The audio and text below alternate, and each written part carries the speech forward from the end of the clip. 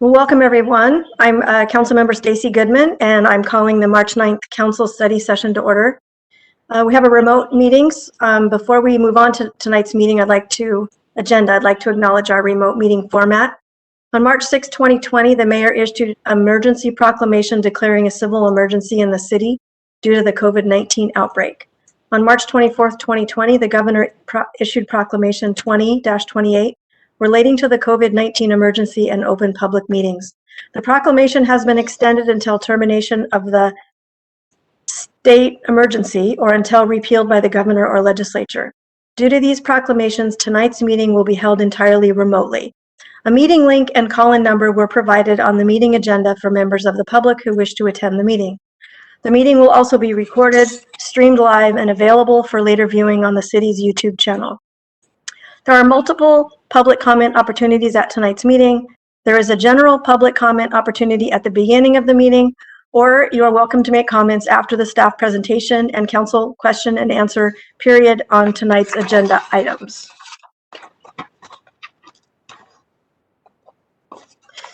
Real paper. Council President Hunt will also share a summary of any comments that have been emailed regarding tonight's agenda items. I will now take roll call of the council members in attendance, so please say here when I call your name. And I will say that Deputy Council President Ray has an excused absence this evening. Councilmember DeMichelle? Here. Councilmember Hall? Here. Council President Hunt? Here. Councilmember Martz? Here. Councilmember Walsh? Here. The first item on the agenda tonight is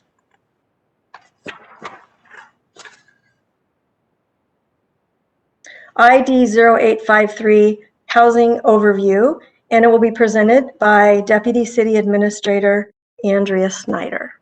Excuse me, Councilmember Goodman. Did I miss something? We do have a general public comment period at the beginning. Okay.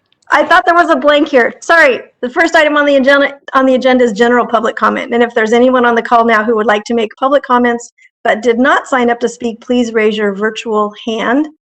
If you are on the phone, press *3. If you have joined by computer or smartphone, look for a hand icon. It varies by device, and one option may be to go to the participant panel and select your name and then choose raise hand. And I will wait to see if anyone wishes to raise their hand.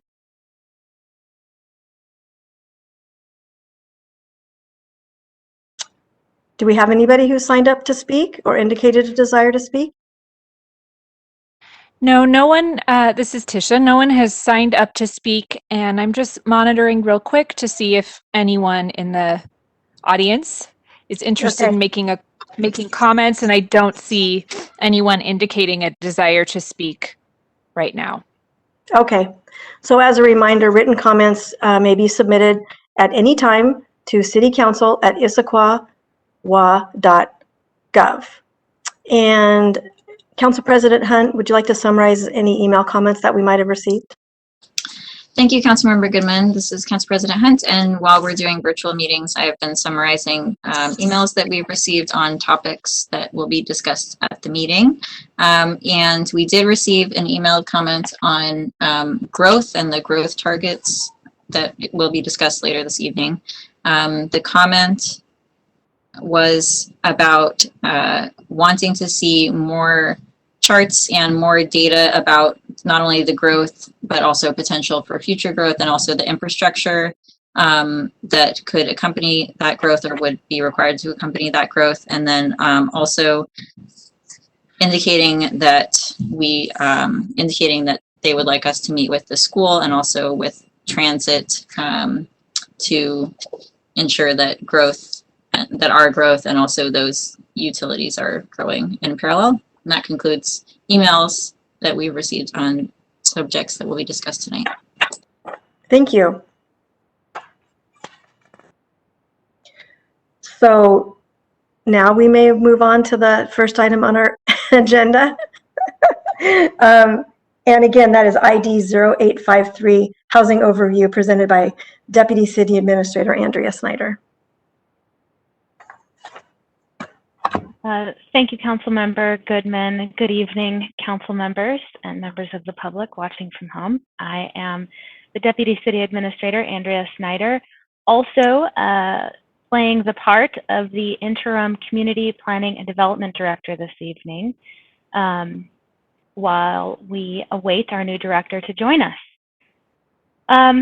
So, Tisha, I'm hoping you can share the presentation. Yes, I will. Thank you.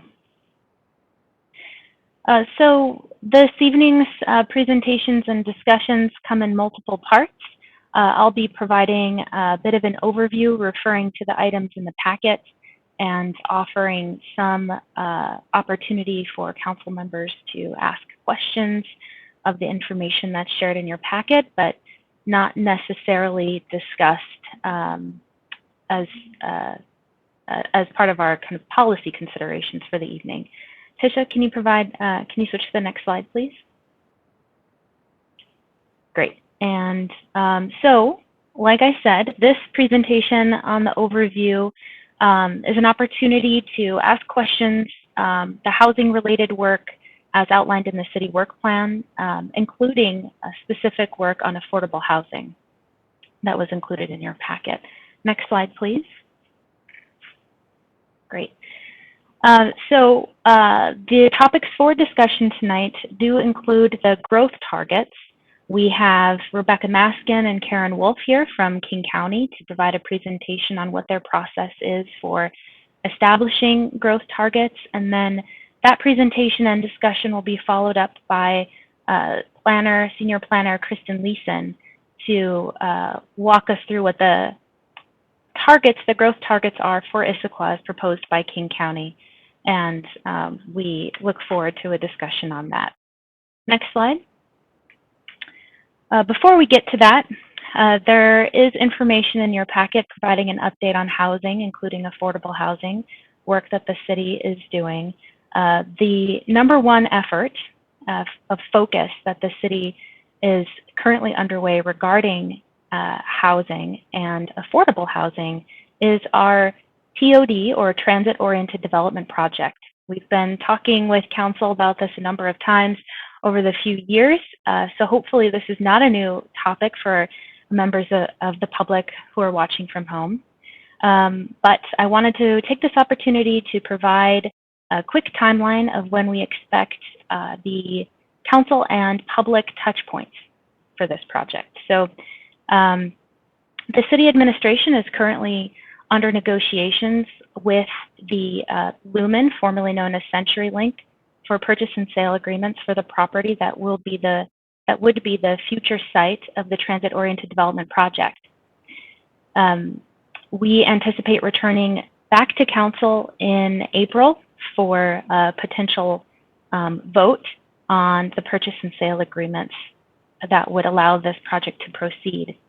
In addition to the purchase and sale agreements, we are asking council to update a memorandum of understanding between the city and the city-chosen development team who would build the transit-oriented development project and the housing units associated with that project. We plan on returning to council next week to discuss that memorandum of understanding, or MOU as it's seen here on the timeline, and look forward to that discussion on what has changed and what updates may be needed to that memorandum of understanding that would accompany the purchase and sale agreement.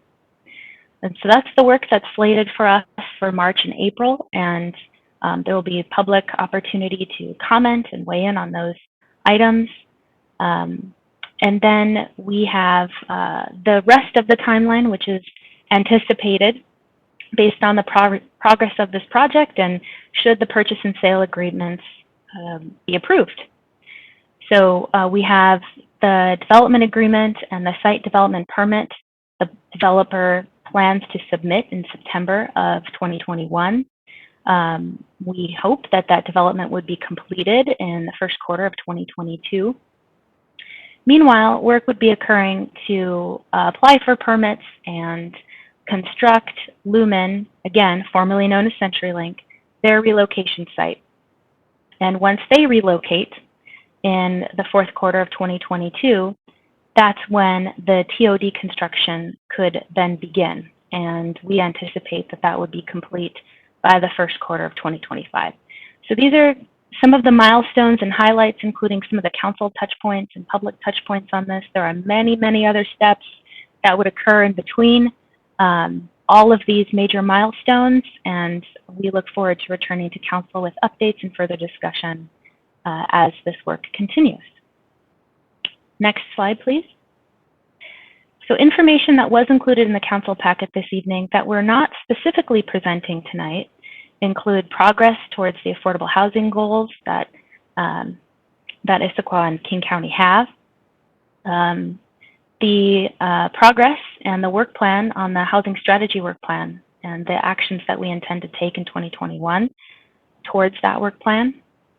Also an update on our Title 18 land use code and that project to make major updates to that land use code, as well as the new revenues the city has adopted over the past 12 months, 18 months for affordable housing. So there's some information in your packet on all of those and the next council touch points on the new revenues. So, but we're not specifically intending on presenting information on any of those topics this evening. There is information in your packet on those. And so at this point in time, I'd like to ask council if there are any questions on the information that's in your packet that we're not specifically presenting or that don't have policy related questions for you this evening to discuss. Do council members have any questions?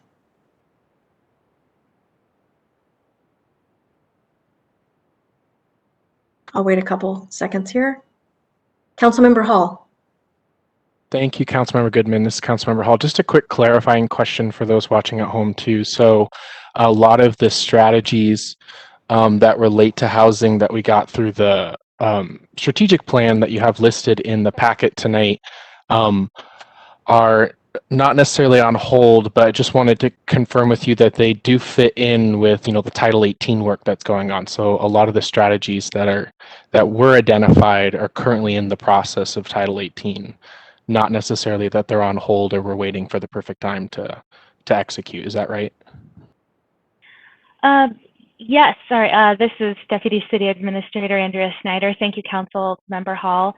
That's correct. So there are a number of items in the housing strategy work plan that we are planning to make progress on through the Title 18 Land Use Code update. But there's also a few items that we discussed in the packet that are outside of that Land Use Code update scope of work that we are working on this year. And so I think ADUs were something that was discussed in the packet materials, for example, and there's a few other items as well.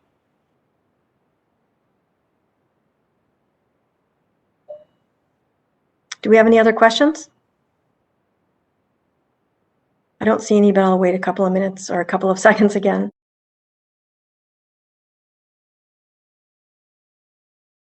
Okay, not seeing anything.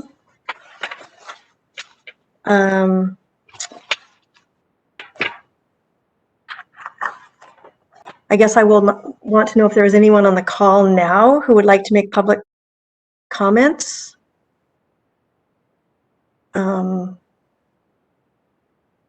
If there are, and you didn't sign up to speak, then you can raise your virtual hand by pressing *3, or if you have joined by computer or smartphone, you look for a hand icon. This varies by device. One option is to go to the participant panel and select your name, then choose raise hand. Do we have anybody signed up to speak? Councilmember Goodman, I do see that we have an individual wishing to make comments. So Okay. Connie, I see that you're interested in making comments. I'm going to move you into a panelist role so that you can turn on your audio and video as well if you'd like.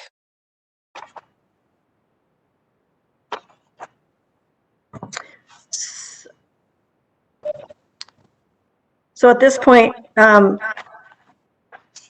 I'm trying to start my video, but fascinating. Okay, So basically, I just saw that I could be in the audience, and I wanted to thank you all for making it so that we could participate. I don't get my video just for some reason. Oh, I see why. But thank you so much for that. There we go. See, I think this is a great input. You don't have a 5-minute delay anymore. So you can actually comment without sitting on the phone and trying to watch in the meeting and delay. So whoever was responsible, your business, spread the information about the housing. And I do want to express that the current residents of Issaquah are actually who y'all represent. The being city council member is not necessarily just representing those who move here in the future. So while you look at all these different ways that you are going to work your housing, you just have to realize they are likely to cost the existing residents money that many of them cannot afford, right? So there are some of these things that seem more viable, like preserving aged housing stock and things that aren't like cost of the TOD. If you put the Opportunity Center in the TOD, what do you have, a $5 million in the budget?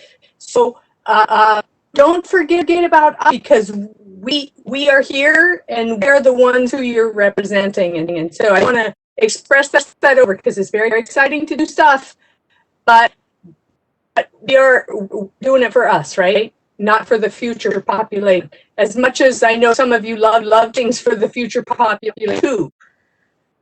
Thank you. Now, do you just turn me off? Yes, I'll go ahead and mute you now and move you back to what we are affectionately referring to as the green room.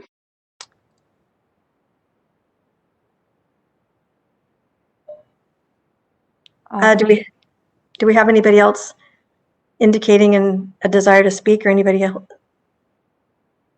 I'm just taking a quick look here, and I don't see any other raised hands at this time. Okay. Then we must be ready to move on to our next agenda item. Then you have Andrea. Did she disappear on us? She's okay. So we will move on to our next agenda item, and that is ID 0809, Countywide Planning Policies and Growth Targets, presented by Kristen Leeson, the city's senior planner, Rebecca Maskin from King County, and Karen Wolf from King County. Good evening. This is Kristen Leeson, senior planner, and we have Rebecca Maskin, and I don't know if I know Karen couldn't make it. It might be Lauren Smith tonight, who are here from King County, and they are actually going to do a presentation first on the King County countywide planning policies and that update that is going on, and our periodic update that will take place in 2024, as well as an overview of the growth targets. And then I will take my turn and make a presentation related more specifically to Issaquah. Rebecca. Thank you, Kristen. I don't see that Lauren has joined the meeting, so I guess I will get this started, and we can make some time for her at the end if we need to, or we'll weave her into the presentation. But in her absence, I'll say good evening. Thank you so much for having us at our meeting today. My name is Rebecca Maskin. I work in a regional planning group at King County. I'm a demographic planner there. And tonight I'll talk to you about the countywide planning policies update and developing our growth targets. I have a presentation that I'm going to share, so bear with me for a second while I pop that open. And Rebecca, Councilmember Goodman here. I'm not sure how everybody else is hearing. A lot of what you're saying is a little bit faint, so Okay. you probably want to try to project your voice just a little bit more, if you can. I will do my best. Thank you. Of course. Okay, so I hope you're seeing my presentation now. And just to give you a grounding of what we'll cover tonight, just a quick background about what the countywide planning policies are, their context within Growth Management Act in Washington, and what's going to be included in the updates, And then we'll transition to talking about growth targets and get into a deep dive about how the development process works for growth targets. So the countywide planning policies are a required element of the Growth Management Act. They are mainly tasked midstream within our comprehensive planning land use updates, where they are both informed by the multi-county planning policies, which are a part of Vision 2050, which was recently adopted in October of 2020. And they in turn inform comprehensive plan development. So you can see from this diagram that the Growth Management Act directly informs countywide, comprehensive planning by setting out the elements that are required in a comprehensive plan and how we update our plans. But it also creates a space for these countywide planning policies because many planning issues do not respect jurisdictional boundaries, and we need to work together and coordinate on those regional planning goals. So to do that, we in King County have the Growth Management Planning Council. This is a body that was created in 1992, and it oversees the development and approves of the countywide planning updates and tackles some of those planning issues that cross jurisdictional boundaries, like affordable housing, which you're just talking about. It is chaired by Executive Constantine, and contains members of representing all the jurisdictions in King County. So there's representatives from the King County Council, from the cities of Seattle and Bellevue, and then Issaquah is represented by members of the Sound Cities Association. So we also have ex officio members from port districts and school districts, as well as special purpose districts. These meetings happen about quarterly. They're really the main, this is not a legislative body. The group makes recommendations ultimately to the county council. It is a recommending body as such. And so when we update the countywide planning policies, the growth targets, the body, the GMPC, makes a recommendation of approval to the county council. The council adopts the countywide planning policies, and then they move to the cities for ratification. And ratification happens when 70%, or when jurisdictions ratify the document that represents 70% of the population, and 70% of those jurisdictions numerically, and then 30% of the population.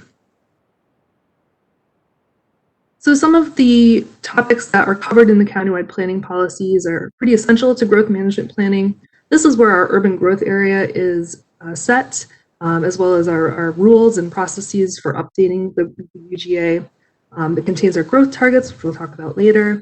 It has our criteria for designating regional growth centers and local centers. And again, it talks about topics of a countywide nature that all jurisdictions need to address when they update their comprehensive plans. So we're embarking on this update now, and it is a countywide effort, not just King County. We're doing it in partnership with all of our cities as a part of the countywide work, mainly because we had the passage of Vision 2050 recently. Vision 2050 was a significant update to Vision 2040. Many of the policies were updated or amended. So we need to bring our countywide planning policies in alignment with the current vision document as it implements those policies. I should have said this earlier, but our current countywide planning policies were adopted in 2012.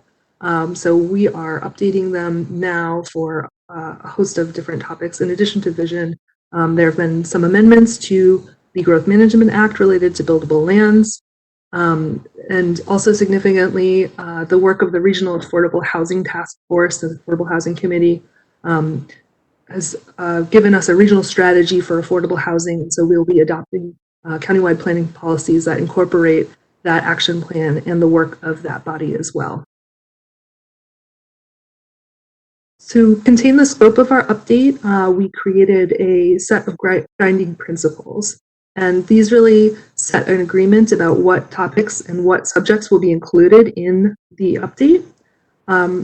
First and foremost, that the 2012 countywide planning policies create a platform from which we are updating. This is not a wholesale overhaul of the countywide planning policies. Instead, we will be just updating what we need to and keeping what is in the 2012 policies that is still good. Significant to the update of Vision 2040 to Vision 2050 was centering on social equity and health. And so we are giving the countywide planning policies a thorough scrub to ensure that they are promoting pro-equity policies and positive health outcomes for all of the residents of King County. A big section will be updated from regional and state policy changes that have happened since 2012. I covered some of those before. And then more on the intangible side, we want to make sure that the countywide planning policies are providing clear and actionable direction for cities and King County as we update our comprehensive plans in 2024.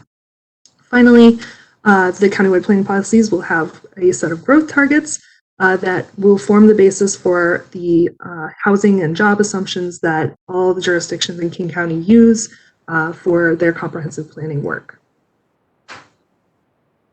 So really just briefly, the contents of the countywide planning policies mirror essentially the elements that are within the comprehensive plan. So these individual slides have really short pointed topics about what will be updated as we move forward to the 2021 countywide planning policies. Significant to the environment, as Vision added an entire chapter on climate change. So we will be making a similar change within the environment chapter, making sure that we have strong countywide planning policies that address climate change, building on the work of K4C and some of our own regional climate goals within King County, as well as ensuring access to a healthy environment for all residents. The development patterns chapter within the CPPs is the largest chapter of the document. This is where the growth targets are, but also a lot of the land use policies that touch on neighborhood quality and transit connections and access to opportunity for all residents. That's where these edits will be made. The housing chapter is another significant chapter, or significant with a lot of changes because of the regional affordable housing work. So the work will be reflecting our new policy directions relating to affordable housing. In the economy chapter, this is where we'll be addressing addressing the regional economic strategy, the kind of emerging sectors, and ensuring that we have industrial land, industrial centers that are sufficient for providing middle wage jobs for residents, as well as talking about economic displacement that can occur from as an unintended change from rapid growth. On the transportation side, one of the significant changes that has happened since 2012 was the passage of Sound Transit 3. So we will be revising our policies to respect that and respect the high capacity transit network that we are constructing as we speak. And finally, the last chapter is public facilities and services. And so in this chapter, some of the main edits are related to hazard management, strengthening our broadband policies about ensuring broadband access for all, and ensuring equitable service provision to all residents within the county. So now I'm going to move to growth targets. So I'll kind of go step by step through how we develop our targets. Oh, sure. We have a question, if you don't mind. Don't mind at all. Okay, thanks. Councilmember Hall. Thank you very much, Councilmember Goodman. This is Councilmember Hall, and just a quick question about these chapters. You mentioned a lot how we're going to be revising these to reflect, etc. Can you speak a little bit to what the King County community's role is in the revision of these chapters? How does that, I guess, more generally across all these? How do you get to the point, or what does the revision process look like, and what's the community's role in that? Sure. So, what we're at a place right now is where we're developing the draft set of policies, and the Growth Management Planning Council is reviewing those right now, offering the staff group some edits to that, and we're preparing a kind of final draft that would be ready for public release by the end of March.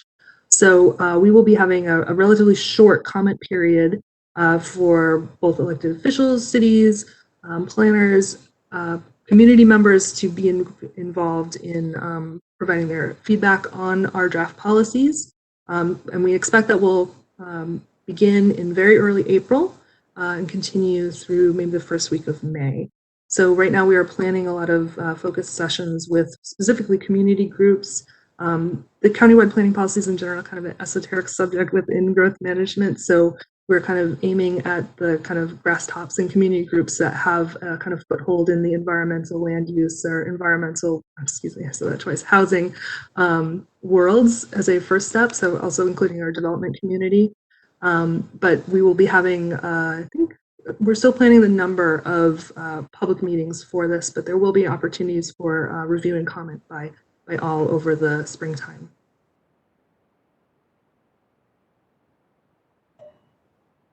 Does that answer your question, Councilmember Hall? A quick follow-up, if that's okay. So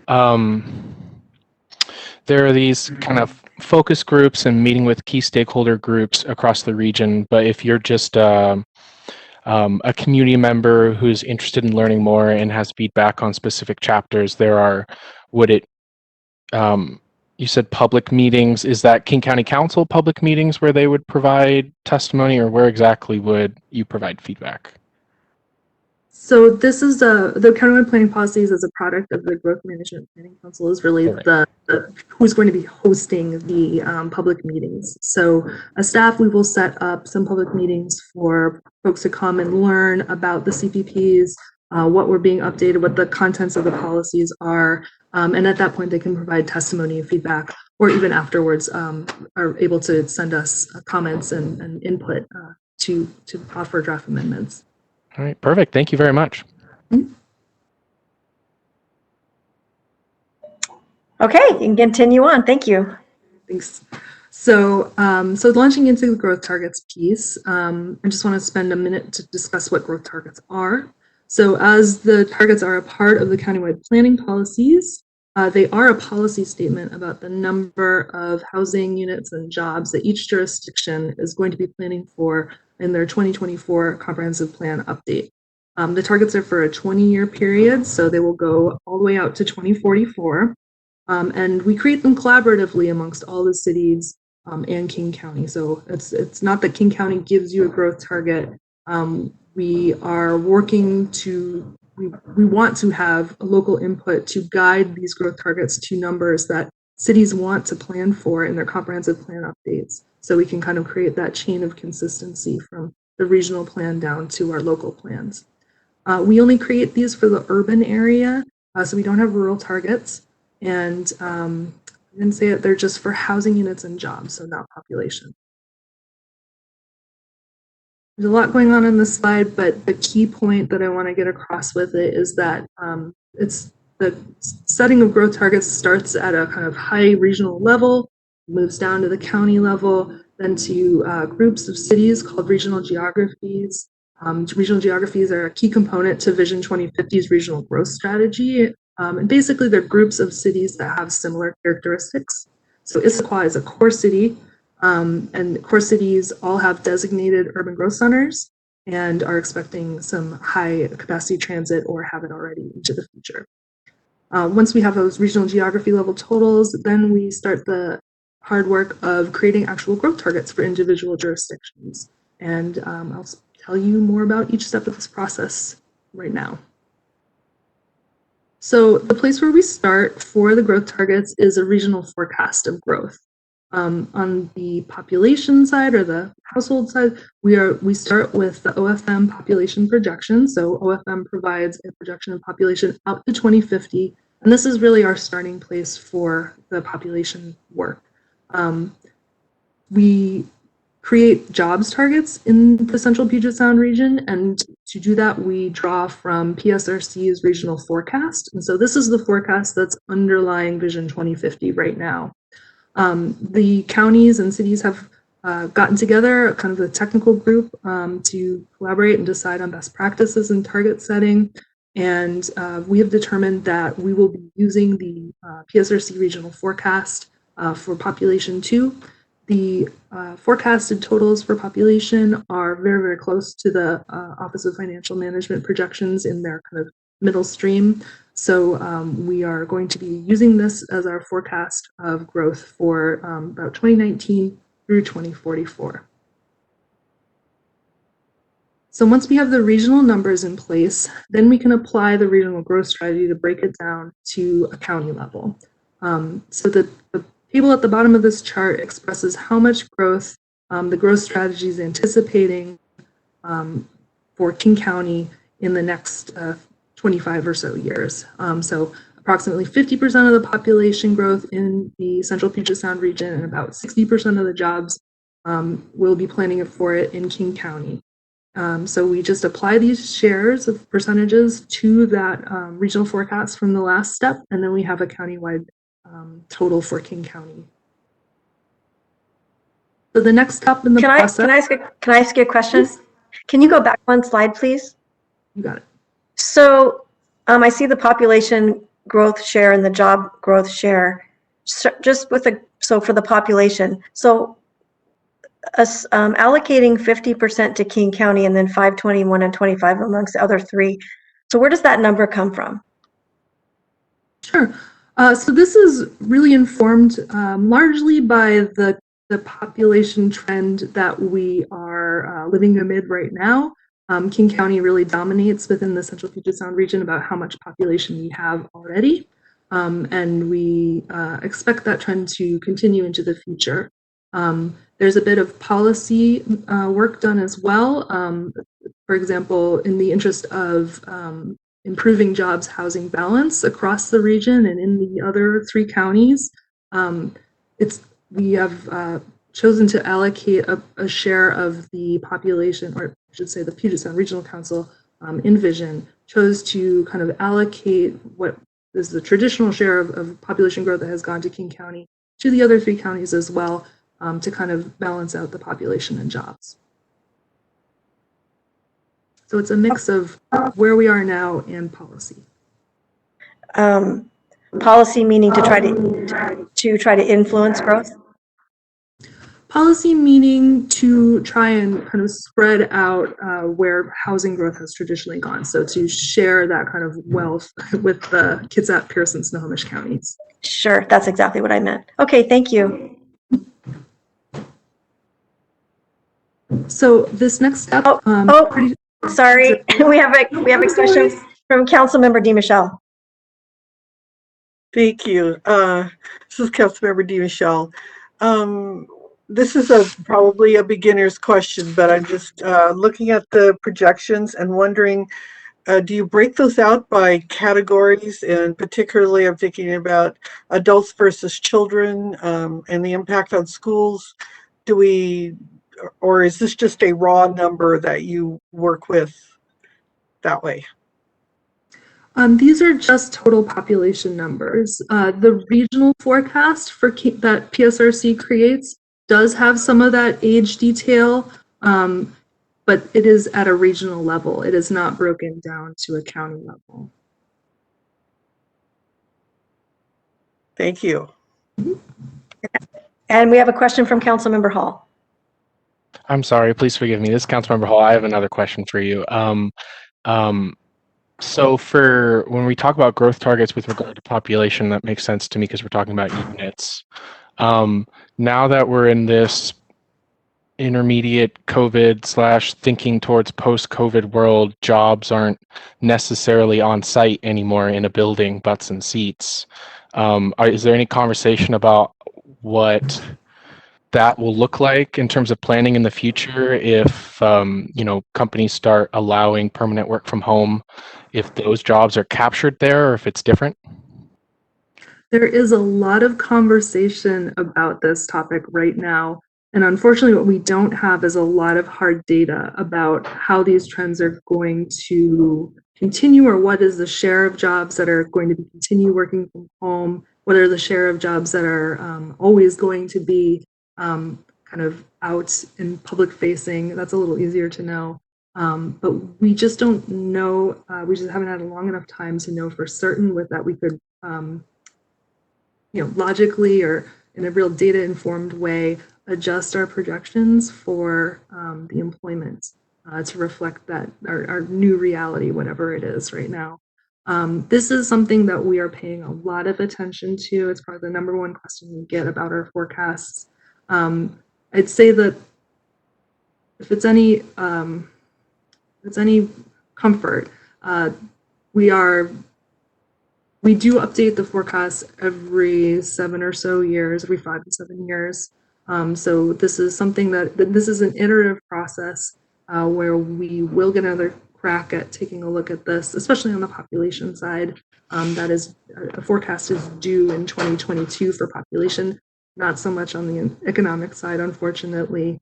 But the other important thing to think is that these are long-range forecasts. This is going all the way out to 2044.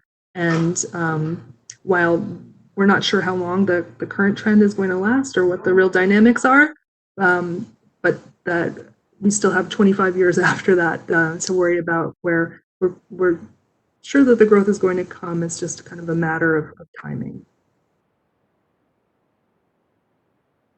Councilmember Marks?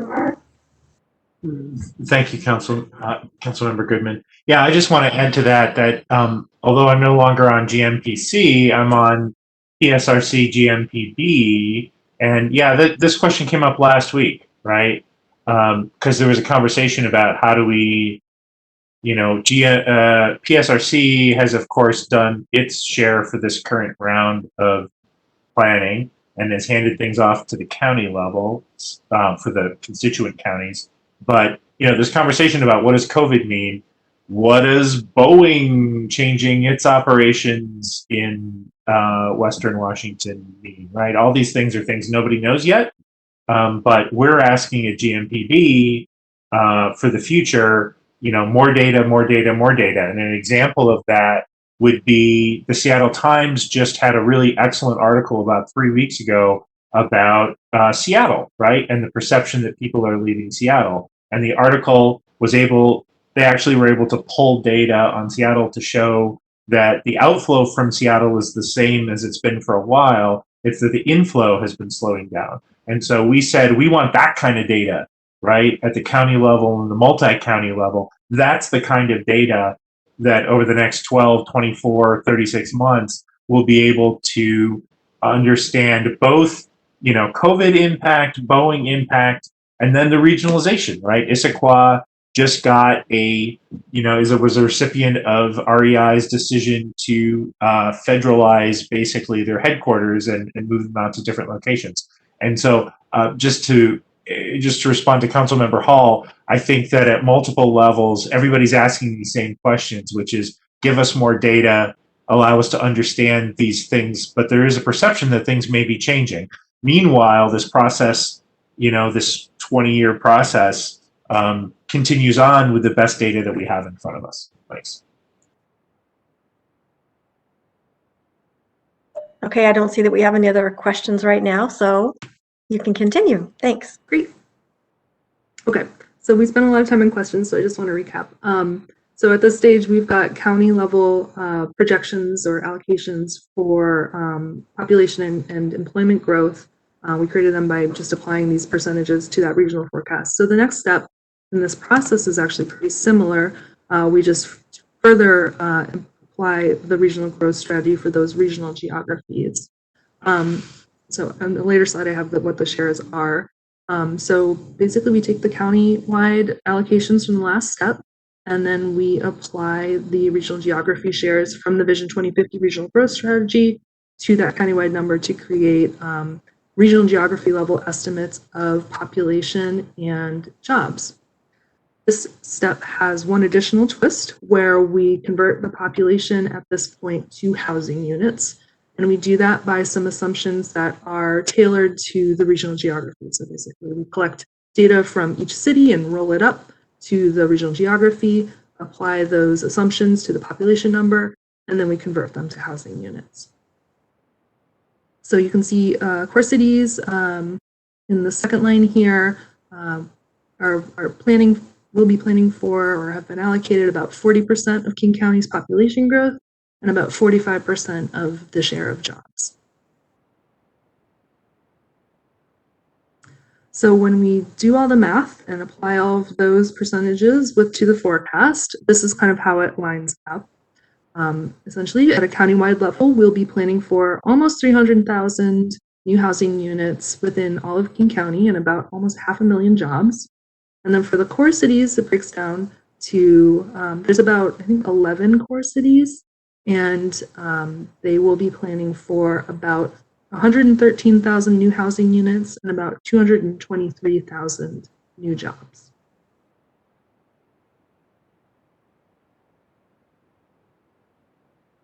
So we've got control totals at the countywide and regional geography level, and now is a step where we start to break that down to individual cities. To start that conversation, we seed it with some target scenarios that are completely data-based.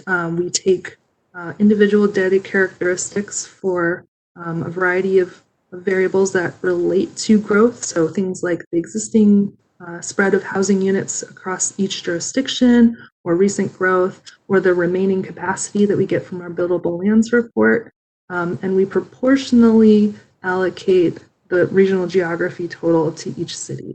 I like to think about it like each regional geography is a cake or a pie, and at this step we're slicing that cake and pie in different slices that are sized by the amount of housing or jobs that each city has, or other characteristics like that.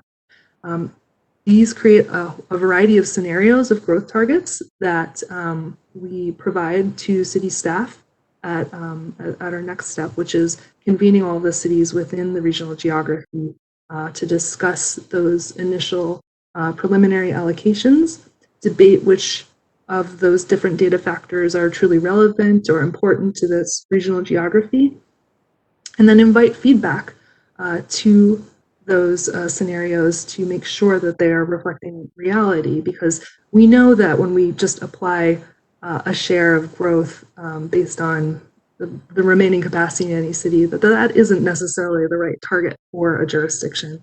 We need input from your staff, who's getting it from you, really, to understand the way that the city wants to grow into the future, the level of growth that you're hoping to plan for based on infrastructure and transit investments, things like that, based on land use code updates and housing need. So at the next step, we are really creating a process for that kind of dynamic feedback. And so we've been convening our cities by these regional geography groups for about 3 or 4 months now. I've had about 4 meetings. Meetings continuing this week. And at this point, we are narrowing down into what that draft set of growth targets should be from your local input.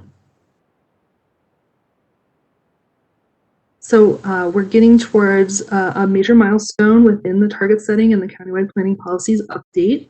So we are preparing to create a draft set of growth targets by the end of this month. So at the March 31st meeting, we're hoping for the GMPC to approve a public review draft of the countywide planning policies, including the growth targets. So we are working hard to collaborate with our cities and negotiate a set of draft growth targets that respect and balance individual cities' desires to grow or not, and the regional growth strategy and their role in it. And we're hoping for a release at the end of that March GMPC meeting. From there, just to fill in a little bit more of the schedule, we anticipate that comment period. The comment period will be in April and the first bit of May. We'll spend the rest of the May revising the policies, getting GMPC feedback on the kind of revisions that we want to make to the draft countywide planning policies or growth targets. And then we'll be representing the draft set of targets and countywide planning policies to the GMPC in June for their approval, which we're hoping for at the end of June. From that, assuming we get the approval at the end of June, the countywide planning policies moves to the to the King County Council for their consideration and approval. We anticipate that'll be in the third quarter of 2021, and once that happens, then the documents go to the cities for ratification. We are aiming for a December 31st, 2021 deadline. That's when our updated countywide planning policies are due to PSRC. So that is kind of our ultimate targeted deadline, and we are working hard to get there. So that is the end of my slides. I think Kristen is going to take over for a little bit to share a bit about Issaquah's perspective if you don't have questions. Thank you, Rebecca. Do we have any questions from council members?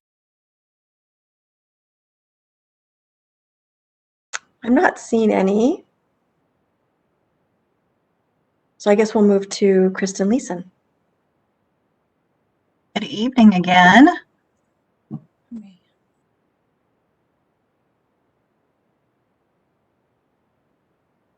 All right. So our conversation tonight is sort of twofold. One is to provide, Rebecca provided the countywide planning policies and growth targets update. I'm going to speak more specifically as how this relates to Issaquah. And then we want to seek direction from you all on how to continue with our negotiations with the growth targets. So some of the direction that we might be looking for tonight is, we have two. One is regarding the housing target numbers. And would you all, right now, our preliminary draft targets are at 5,400 units for the 2019 to 2044 period. So are you comfortable in keeping that there? Would you like to try and decrease that number, or would you like to try and increase that number? The same goes for jobs targets, except that currently, and as Rebecca just noted, we're going to talk about jobs targets in a little bit more detail this week at our jurisdictional meeting. But currently, it's at about 9,750 jobs as a proposed target. And are you comfortable keeping that there? Do you want to try and decrease, or do you want to try and increase that number? So this question always comes up, so I thought I would present it. People wonder where Issaquah stands compared to other core cities. These are the 11 core cities that are out there in King County. Issaquah, as far as housing goes, this goes through 2018, December 31st, 2018. And as of December 2018, we were at 89% of our target for housing. We led the pack in meeting housing targets. Bothell was close with, well, not close, but they were closest with 58%. And then I believe Redmond was next at 48%. And then for jobs, we were kind of middle of the pack. Bothell exceeded their target. And then I know that Kent and Kirkland were very close to getting there themselves. So what is land use capacity and what are targets? Because they are not the same thing. Kristen? So land use, yes. Excuse me. Councilmember Martz has a question or a comment. Okay. Thank you. Can you go back 2 slides, please? Yes. So this, I think, is really important. I think that we've crossed that threshold. You said this was as of late 2019, right? 2018, the end of 2018. Yeah, so we've crossed this. We've crossed 100%. The thing that's, I think, important is that when we look at future targets, this information has to be taken into account, right? You can't zero baseline and then just say, well, everybody needs to take their fair share, right? Because what you can't do is you can't penalize communities that have done their fair share in comparison with communities that, I'm sorry, have not, right? And so this is an issue that I've struggled to figure out where that feedback goes back to the county, but Issaquah has stood up and done what was asked of us. Most of the rest of these communities have not. And I don't know why that is, but it can't be that everybody, that we just sort of zero everything out for the next round and we just say, okay, everybody's at the same place, because everybody's not.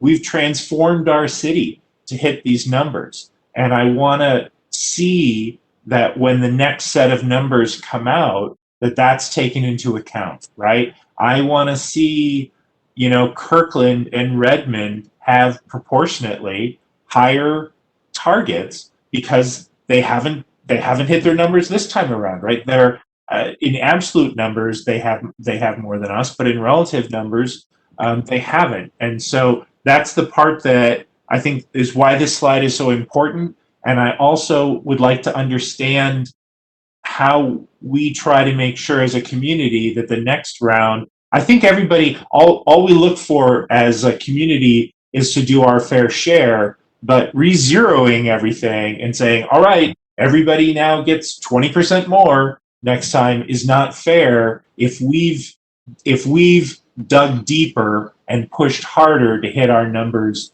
through the 2040 goals. So it's a question for you, and it's a question for the county, and it's a comment for the county as to what's fair. And again, Issaquah is not trying to shut the door, but we have transformed our city, and that should factor into future goals.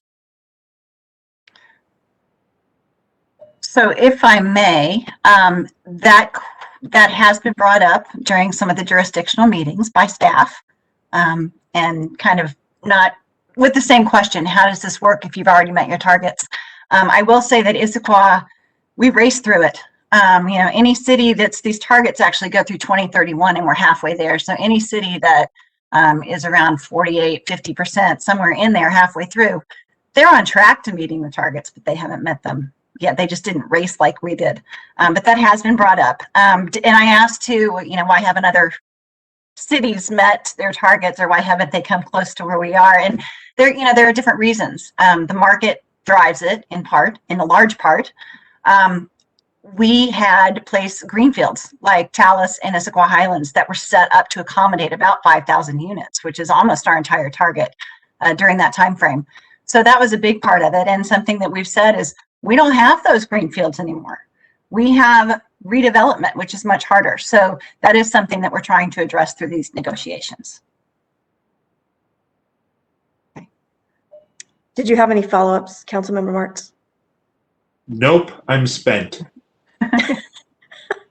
All right. Councilmember Walsh.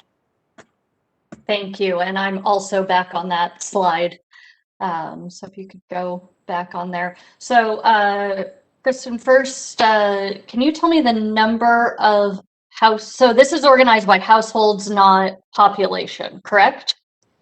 Housing units. Housing units. Okay. Yes. Can you tell me the number of total housing units that we have in the city? As of April 1st, 2020, we had 17,424. Okay, you didn't need to be that specific, but thank you very much. Very much. My head works. So then what this is representing is this was what time period? This was 2006 through January 2006 through December 2018. So during that period, we went from 12,000-ish housing units to 17,424 housing units. And I'm sure somebody can actually calculate what that percentage growth is. So I wanted to clarify that because I think that's important when we're looking at the projections, and that number of the 5,700 or so suggests another large percentage growth. And then the other question I was going to ask about is the greenfield versus infill. So I know one reason we were able to grow so much was because of the greenfield development. Is there any measurement, either with these core cities or overall in the county, of what percentage of land or percentage population is supposed to be attributed to greenfield versus infill? Because I'm looking ahead at ours and going, okay, how do we balance out those ideas and convey this concept if the county isn't necessarily, or if we're not necessarily looking at it as a whole? So the buildable lands reports that we submit, that each jurisdiction submits, looks at both how much redevelopable land we have and how much vacant land we have. So the county knows what's out there for not just Issaquah, but all jurisdictions. This happened back in 2006 as well. So while I don't have the information and I don't know what it would take to get it, it's possible that the county would know how much vacant was developed, has been developed since 2006, as opposed to, or greenfields, as opposed to redevelopable lands. They do have that information. They do know what each city has. But I don't, as far as putting the whole picture together, I can't do that right now.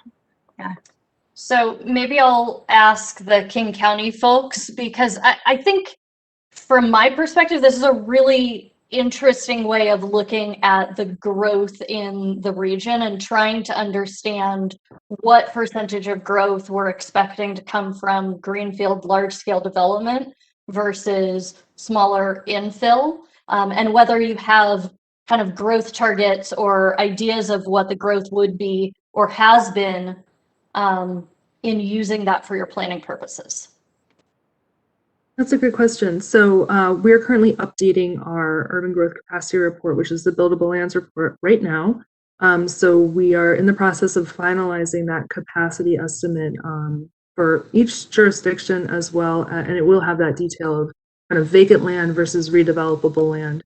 I would say that the lion's share of capacity, just as preliminary finding, is locked into these kind of redevelopable spaces.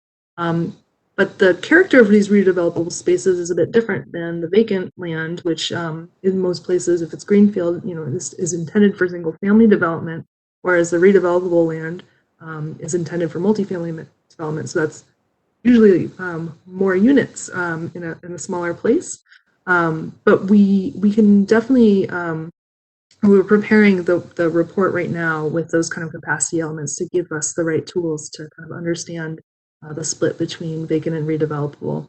And as far as where that intersects with targets, I think it would be a bit of a presupposition, excuse me, I don't want to presuppose in growth setting targets for any jurisdiction about how they would intend to accommodate their housing demand or need in the forms of housing, but we can certainly take a look at the shares of vacant and redevelopable land. And we also know from housing estimates how much of the housing occurred kind of at least in single family versus multifamily and in a couple of different levels of multifamily development. Okay, then I would say just the feedback I would provide then is if there is a way to use that information and the historical data that you have, like if you see that 25% of your growth or 50% of your growth in the past has come from greenfield, then being able to use that to do allocations going forward, I think from my perspective, sounds like an important piece of the puzzle. So that would be my feedback. Thanks. Councilmember Hall?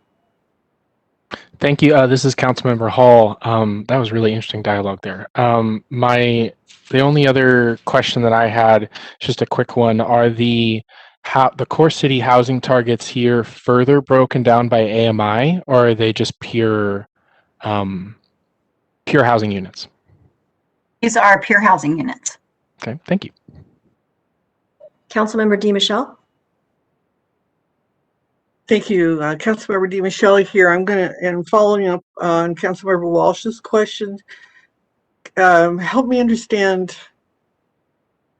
We have a certain amount of buildable land. Is that buildable for infrastructure as well as single family and multifamily? And I'm particularly thinking about the necessity to build infrastructure like schools,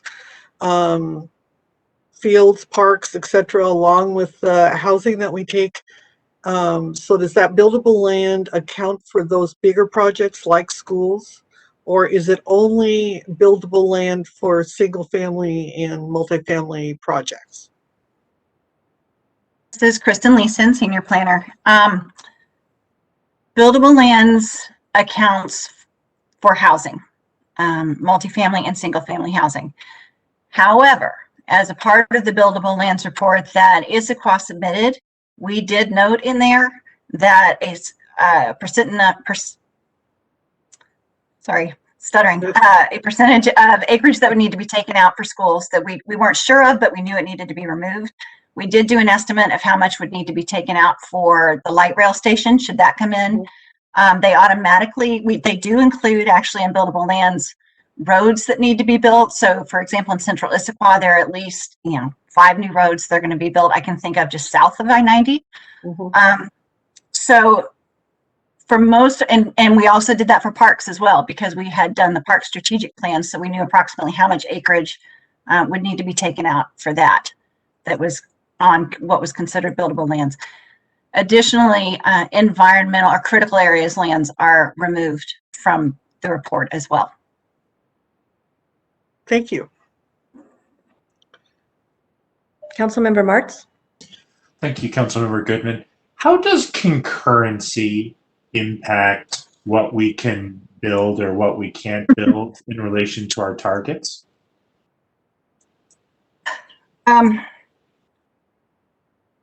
This is Kristen Leeson, Senior Planner. I have an answer to this, sort of.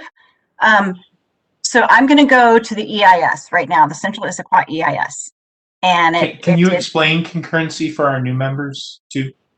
As you answer that? No, not in a way that they would understand very well. If either Deputy City Administrator Snyder, I'm not very good at explaining it. So if Deputy City Administrator Snyder or City Administrator Wally Bobkowitz are better at that, I would greatly appreciate. Thank you, Kristen. This is Deputy City Administrator Andrea Snyder. Concurrency, I believe, Councilmember Martz, what you mean by concurrency is that we strive for the growth in infrastructure to be concurrent with the growth of the population. And so when we typically talk about concurrency in the city of Issaquah, we're talking about often transportation concurrency to make sure that our transportation infrastructure grows concurrent to the population growth. And often we talk about it in relation of growth paying for growth, and using, we go through a concurrency study to establish impact fees, for example. We talk about impact fees on development, that those impact fees would provide for the growth in infrastructure that is needed to support the growth in the population. Does that answer your question, Councilmember Martz, or are there other aspects of concurrency that you would like me to address? No, I'm sorry. Respectfully, I don't think it does. The GMA has a specific definition around concurrency, right? And in some cases, it actually regulates what is allowable build. And so my question really comes around the regulatory aspect. And I have heard talk that we may or may not be reaching a point where legally through GMA, we would not be allowed to do continued development because we can't show that we can meet level of service with the infrastructure that we have in place. So my question is really more regulatory, and the role in which GMA specifies, and does it supersede the efforts for the county for, growth management planning? In some senses, are we headed towards a wall with concurrency, and all this talk of what we can and can't build, will it be superseded by the regulatory aspects of GMA?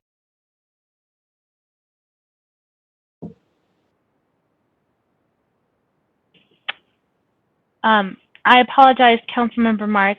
This is Andrea Snyder again. I don't believe that I'm prepared to answer your question this evening. So that may be something that we would need to return to council with additional information. I would very much like to have an explanation of the regulatory aspects of concurrency as they regard this entire conversation. I know Mayor Pauly has some information on it. I don't really know where the expertise is. It's certainly not in my head, it's a really big question that I have that I think looms over this whole conversation. Thank you. So we don't have any questions lined up right now here in the chat, but as a follow-up and sort of an indirect response to Councilmember Martz, in our packet tonight, it says that the recommendation from the administration is to seek a plug number, while the city has a larger conversation to identify the population growth it wants to accommodate. And the county used that word earlier tonight. Cities, they want to work with cities on how the cities want to grow. And that larger conversation also could include the infrastructure and services necessary to accommodate such growth and the tools the city prefers to manage growth. And so as I prepared for tonight, when we get ready to have comments, I can speak more to that. But I think Councilmember Martz has hit on something, and so have other council members indicated by their questions, hit on concerns about growth, and not just generally, but we also have a Central Issaquah plan. We took steps to manage our growth in the valley because we had the greenfields that we grew in, and so then the next stage was to grow in the valley. And we, as we heard tonight, and we've been hearing for a couple of years, we've hit our 2031 growth target, not our jobs target. But yet, if you have spent some time with the final environmental impact statement for the Central Issaquah plan and the planned action ordinance that went along with it, you will see that I think there's 17 infrastructure projects, transportation projects that were supposed to go, I'll say, hand in hand with that plan, although not necessarily at the same time. But by the time the Central Issaquah, the plan for the Central Issaquah included those projects, and to assume that it would work, we needed those projects for it to work. We don't have those, so we're behind. So when we're talking about growth and growth targets, it opens up a larger conversation and a lot of questions. What's the status of the Central Issaquah plan? What options do we have, as Councilmember Martz alluded to? What options do we have for more metered growth? For more controlled growth? I think we all have a lot of questions. So that's what I'm hearing right now. But also I understand Deputy City Administrator Snyder's response that she wasn't prepared for a concurrency conversation, which I totally understand. But I think that's something that it sounds like the council wants to hear about later. So if I don't see any more questions in the chat, so I'm going to go ahead and let Kristen Leeson move on, if that's okay. Thank you. That's great. Thank you. And I should note that the mayor has been very thorough and diligent in asking questions regarding not only the targets, but capacity as well, and moving forward, and has submitted several questions to me, which I have been working with public works and infrastructure people and transportation people and economic development to get those questions answered. So hopefully we will be, after tonight's meeting and getting your questions, we can be much more prepared to answer those, which is the point of this discussion as well. So land use capacity and growth targets. Land use capacity, there are two different things. Capacity is what we've adopted in our comprehensive plan through land use designations and our zoning. And it's how much in perpetuity, no timeline associated with it, how much density will our zoning and development regulations accommodate? The growth targets, as Rebecca mentioned, are a policy statement.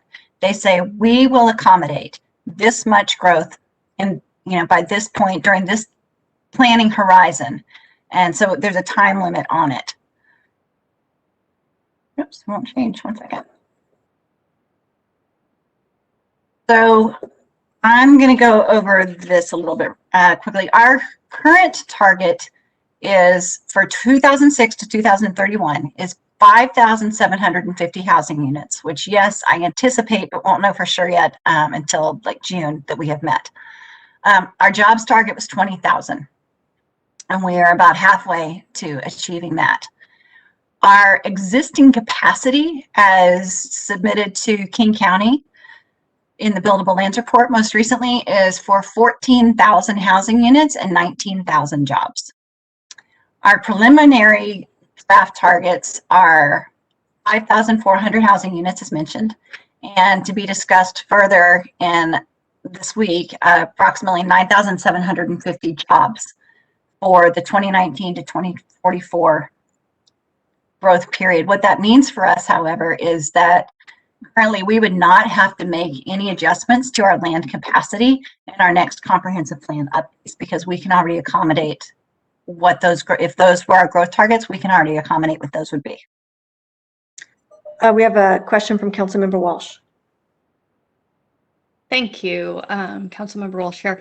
Quick question, the new targets are for 2024 to 2044. If we've already hit our existing target and we still have 2-3 years to go, depending on when it happens in 2024, could any of our growth in this time period be credited toward a future target idea? So yes, they can. So these two keep being interchanged, and I probably should have put a different date in here. The targets are actually from 2019 through 2044 to prepare for a 2024 to 2044 planning period, right? Because our periodic updates don't get adopted until 2024, but we have to be able to prepare and plan for that. So they're set in 2019.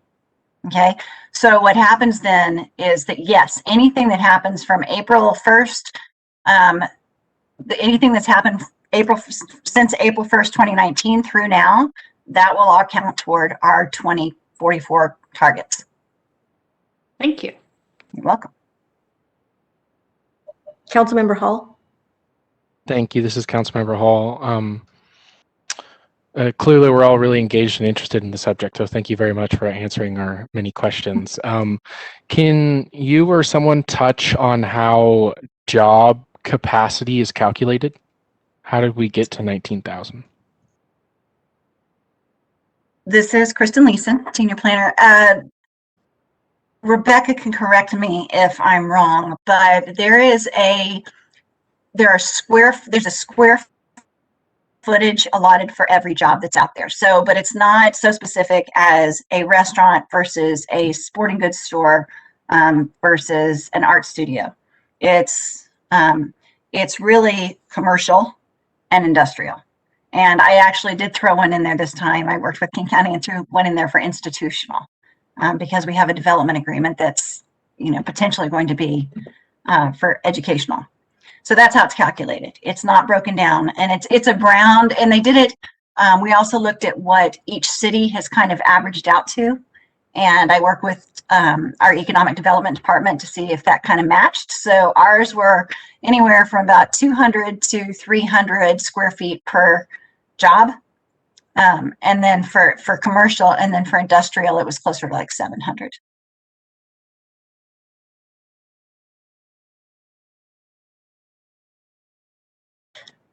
Kristen, I have a question, or kind of a series of questions. I just want to make sure that I understand. So we have growth targets, and when we get a growth target, that means that we're supposed to plan for that. And how we plan for that is we revise our comprehensive plan, and then we also have to potentially, if we haven't already, adjust zoning to make sure that we can accommodate what we say we're going to take for growth. Because if you can only accommodate 1,000 more housing units, but you've agreed to take 5,000, that doesn't really work because you can't really build that much. So in our case, we have taken, the current one is 5,750, which we've hit. We're talking about preliminary draft target here says 5,400, which would start in 2024, which we can just continue to grow because as we see, our existing capacity is 14,000. So if things went completely bonkers, we could build all the way to 14,000 until there was nothing left in our zoning. And at 2032 or 2035, we've already hit our exact. So the target just is sort of this, okay, we promise we will have our zoning be such that we can accept this. But right now, the only thing that meters this, I think, are 2 or 3 things. One is the market, what the market wants to do. 2 is if there are some legal breaks. such as level of service, concurrency related items. And the other one would be a moratorium or possibly other things that I'm not aware of, like other types of different zoning. But that's right, because is that right? So these numbers, these targets, as long as whatever we've got for capacity, if we got folks who come in here and decide to build the heck out of the place, that's what we have. That's what we could do. That's what they could do. I mean, strictly speaking. That is correct. You've hit 2 slides from now. You nailed it. Yes. Oh, I nailed it. But the other part of the conversation is what I mentioned earlier, and that is, and Councilmember D. Michelle brought it up, and Councilmember March brought it up, and that is, this is one side of the ledger. The infrastructure and the services is the other side of the ledger. Mm-hmm. All right. Thank you. You're welcome. So, as you just mentioned, there are a lot of other things that need to be considered, because our growth targets are, we can hit this, but we've already zoned capacity way beyond what potential growth targets may be. So we need to talk about that. And as you just stated, the market right now does most of the controlling of what comes into the city. And is that something that we want to try and manage? Is there a way for us to try and manage the market? We are facing infill or redevelopment versus greenfield like we had last time. How do we address that? Schools. We already know that 3 schools needed, were identified, I believe, in the Central Issaquah EIS that needed to be built. And where are those going to go, and how does that factor into this? Or how does that factor into just, beyond growth into our capacity? This doesn't identify how to get affordable housing. So if we're supposed to get, if 40% of our affordable housing, as we adopted in our comprehensive plan, is supposed to be affordable, or 40% of our housing is supposed to be affordable, this doesn't control that either. How do we get there? What tools do we use? And then, as you all have talked about, infrastructure, transit. How do we get more transit? Because, concurrency, we can keep or maintain a level of service, concurrency, within the city. Not you have to take the regional growth out of this, but you have to do a lot of shifting. You have to move to non-motorized and transit versus cars. That has to shift a lot. And it's one thing to put it on paper, but then what people really do, that's a whole other story. Stormwater and wastewater. So, really that comes down to what our conversation, the conversation that we want to have. We presented growth targets because you need to know about growth targets, and talked about capacity because we really need to give some deeper thought as to how to manage and accommodate what we have zoned for. So, and so again, right now we do need direction from council on where we want potentially our housing and jobs targets to be. And our recommendation is try to, keep the targets where they are, reduce them lower if you want to just get a number and say, we will accommodate this. And then in the future, near future, have a larger conversation about population growth, how to accommodate everything, and our tools to manage it. Rebecca already went through the schedule, but ours is by the end of March, there should be draft housing and job targets established, and they go to the Growth Management Planning Council for action in June. Third quarter, the King County-wide planning policies and targets would be approved, and then following that, the jurisdictions ratify their policies. And we would probably adopt these in our comprehensive plan as part of the 2024 updates. And that's all I have.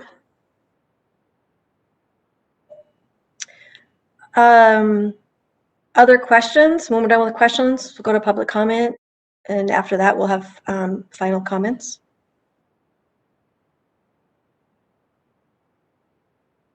Council President Hunt. Thank you. This is Council President Hunt. I do have a question. In the letter that we have in our packet, there's a proposed range for the target, and I'm wondering if that, I'm wondering why there is a range, and then also if you would ultimately come to one number that would be our proposed target, because it seems to me that in the end, previously there was one number rather than a range. So this is Kristen Leeson, Senior Planner, and back in January, during our meeting in January, we were looking at ranges, and the jurisdictions were at our jurisdictional meeting, looking at ranges, and the county asked the cities to go back and talk internally about a reaction to an initial growth targets that had been given to us and whether they were okay or recommend another one. We didn't have enough information at the time to say this should be our number.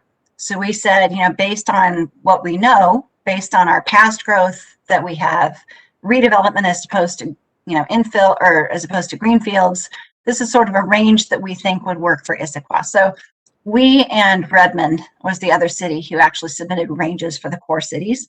And then King County went in and for both of our cities figured out the average. They took our low and they took our high and they figured out our average. So we started a little bit, it was at like 4,700 was our average for housing. And we did some negotiations and some talking between the jurisdictions and we wound up at 5,400. Now on Thursday, the same process will happen with jobs, whereas 9,750 right now is our midpoint between 7,500 and 12,000, which was our jobs range. And we'll be talking about that on Thursday. So yes, we will come to a number and all jurisdictions will have a number and not a range. Okay, thank you for that. And then this may be for future information because I do think there were a number of questions that came up over the course of this discussion. But for future information, I think it would also be helpful to have information about where we are specifically in central Issaquah area because as was mentioned, there are a number of plans, infrastructure projects, and also the zoning change there for the Regional Growth Center. And it would be helpful also to consider that specific area with those numbers as we're looking at these targets and also talking about how the growth has previously been in the greenfield areas and now we're looking at redevelopment. So that would be my ask for future, if we could have that information for a future discussion. Thank you. Other questions?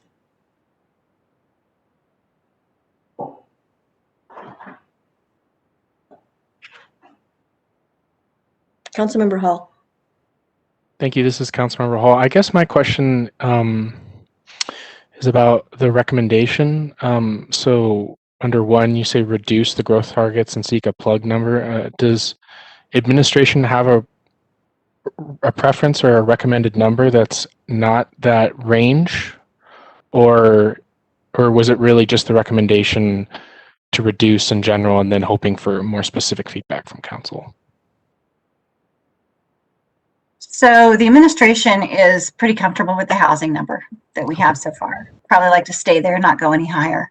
The jobs number we have not discussed yet. It is midway between in the range that we presented to King County. So we would welcome feedback from the council on whether that number sounds good to you or if you would like to increase or decrease. Okay, thanks.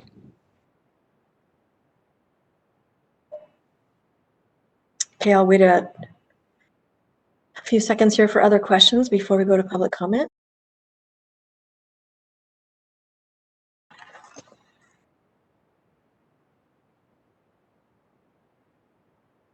I'm not seeing anything. So now is the time for public comment. So is there anyone on the call now who would like to make comments on this agenda item? And if so, please raise your virtual hand. If you're on the phone, press *3. If you have joined by computer or smartphone, look for a hand icon. This varies by device. One option may be to go to the participant panel and select your name, then choose raise hand. Are we seeing any? Yes, Councilmember Goodman, I do see a raised hand. However, it is Connie's raised hand and it could be a carryover from the previous item. So just to verify, I'm going to go ahead and move her up as a panelist so that she can unmute if she'd like to comment on this item. Okay, I have not read the whole speech we have about citizen comments. I think Connie's heard it by my count 4,653,000 times, so I'm not too worried about it. Yeah, I got it. Okay. I got it. Your comments are important to us. Thank you. And I have 5 minutes. I'm flashing my hand up and down, trying to make sure you understood which way it would, but I'll remember to lower my hand time. Okay, so this is my favorite topic, as you might all know. I have 10 points that I'm going to speed read because it's a hard topic. Are you ready? Let's go. Our greenfield development has not been single-family housing. So you need to watch your assumptions. Our build development has been quite dense, or if else, high density suburban. Alice, the Issaquah Highlands, and West Newport Way are very dense. So when you discuss field development, you can't stereotype it as single family housing. Now, do the targets come with financial commitments? One of the problems has been when we have been able to build our infrastructure out because we've been not able to get the funding to build the infrastructure. So unless these targets come with some of funded.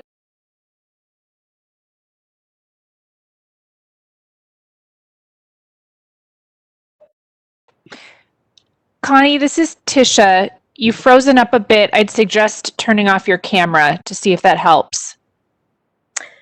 And it's also very echoey. Do we know why that's going on? Because we're all muted. It's hard to hear. It could be an additional stream that she's running of the meeting, or it might be a computer issue. We can try and troubleshoot it offline after the meeting. Connie, for the time being, are you able to hear us and speak? It doesn't appear so.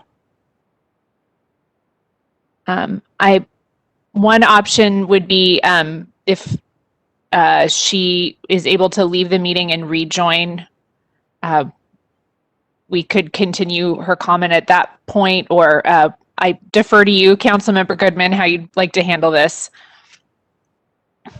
Thank you, Councilmember Goodman here. So if she leaves and rejoins, I mean, we can go on with our comments, and then I would be happy to take her comments. We could take a 5-minute recess and see if she comes back. And if that doesn't work, I believe she has our email address. She can send us our points, even though they wouldn't be read aloud tonight. We would have our comments. Maybe we could take a 5-minute break. I will do my best to communicate with her. I can also keep my eye out for her to rejoin the meeting and just make you aware of that when that occurs. So you can use a natural break in the discussion to hear from her. Would that work? I'd like to request that 5-minute break. Okay. Like to request what? The 5-minute break. Okay. All right, let's take a 5-minute break. I'll see you back here at 8:10. Wait, 8:07. Connie, if you want to stay on with me, we can try and troubleshoot your audio issue.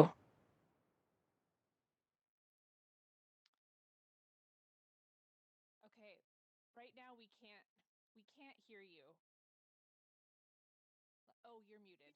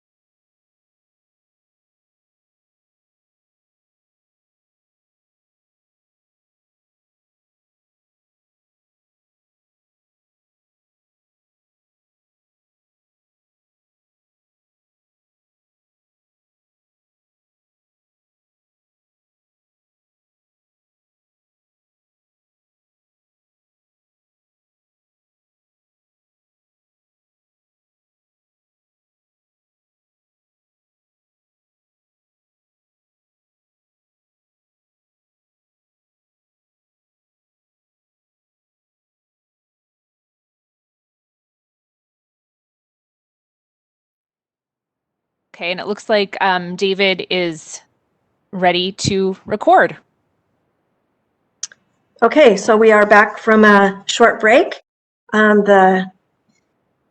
So we were last hearing comments from Connie Marsh during public comments and had some technical difficulties, so it may be that she's called in.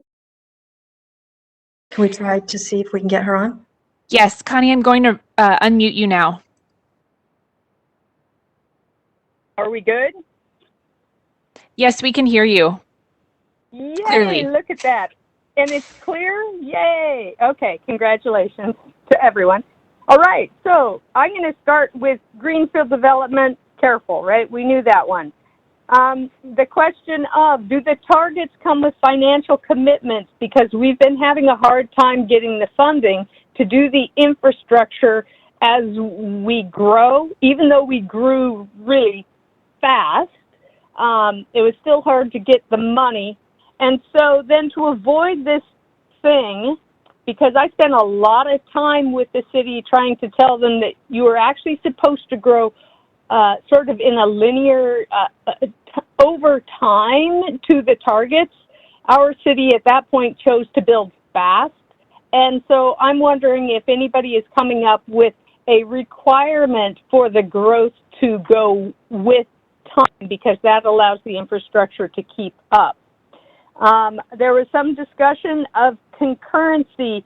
Now, concurrency is a tricky wicket because, for example, the county has gone to level of service F. So concurrency is a policy decision because the council can reduce the level of service, or you can continue to exempt the intersections in order to reduce the number of failures to allow building to continue. So it's actually more of a fundraiser to get impact fees, but you could also use it to meter growth if you decided you wanted to use it that way. But if you grow things on the list that you create for concurrency, then you do have to build them, and that is quoting Torsten Lenau after our last concurrency update. That Public Works Engineering is supposed to be reviewing concurrency in the next few months, so that would be an excellent time to have an in-depth conversation about the different pathways for that. Now, parks as a regional issue, it's actually part of the Growth Management Act because we've been trying to have our parks sort of in the city void. I did not hear anything about this regional concept of parks from the King County group. And so I will be, because we don't have a lot of developable land for park. We have hilly areas, but not much in fields. So I would like to see a regional view of what we're going to do, especially for organized sports. And then suggestions as to ways to meter growth in a way that we prefer in the city would be to direct as much growth as possible into the regional growth center, and you need to clarify your policies and firm them up in order to be able to make that be legal. So that's another thing. And finish the urban villages. You could increase the affordable housing requirements, but if you do that in your central area, then that's making it so growth might occur somewhere else. And if you allowed zero critical area reductions, or you strictly adhere to your tree protections on hillsides, then that would make it harder to build outside of the central Issaquah area, which is more clear of those types of critical areas. And so those are some code changes that you could use to focus growth. And of course, you can increase your impact fees to reflect the cost, the increased cost of having to build the infrastructure. So the one thing that really makes me a bit crazy about the jobs market is we don't know what's going to happen out of COVID. We don't know how many people are going to stay at home. And I think King County said they were going to review it in 7 years. I don't think that is timely. I think we need a review like within 2 years to discuss what are jobs anymore? How does this work? And so I was wondering if maybe the Suburban Cities Association would be able to get together to try to have a discussion about this and make it more urgent than a 7-year from now update. So I hope everyone was able to hear this the whole time through. I think my presentation was better the first time, but there you go. How'd we do? Great, thanks. Thank you very much, Connie. That was much, we can hear that much better. Okay. Thank you. Thank you. Bye. Do we have anybody else that has indicated an interest in speaking to us? No. Okay. Okay, so now it's time to provide comments and feedback. And Kristen, do you want to put up the questions again?